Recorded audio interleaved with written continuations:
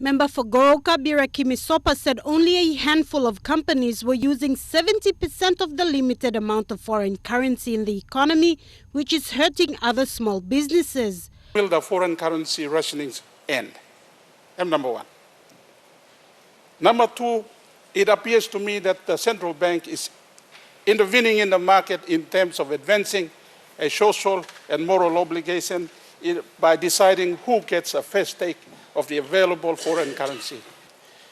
Now, can the government intervene and perhaps put an orderly system in place so that the 2 or 3 companies do not take almost 70% of the available foreign currency? The companies named were Trukai, Digicel and Puma Energy.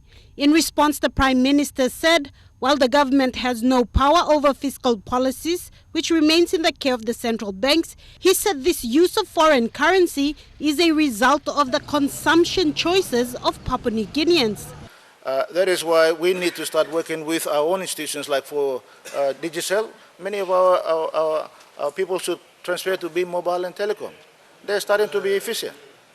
They've got the cable submarine, which is now feeding into their system, which is going to be a bit cheaper, so we don't have to buy satellites. So we need to make some adjustments like that. Secondly, we need to grow more rice. Cabinet has recently endorsed a very competitive regime for growing more rice in the country, so that we don't have to import large amounts of rice coming into the country. Like doing milk in the country, milking for cows. Mr. Speaker, Cabinet just approved a project that will go up in Hilimo so that we don't spend another 350 million kina a year just importing milk. These are things that we can do to have import replacement that will save us spending foreign currency out of the country.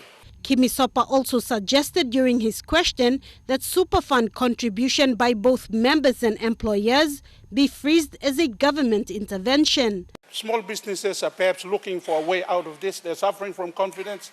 And my suggestion to the government is perhaps for the next 24 months or 2 years, we put a freeze on a mandatory contribution to the mandatory freeze on statutory contribution that's enjoyed by National Provident Fund and POSF. That will give our small businesses an opportunity to recover. Sarah Aupong, National EMTV News.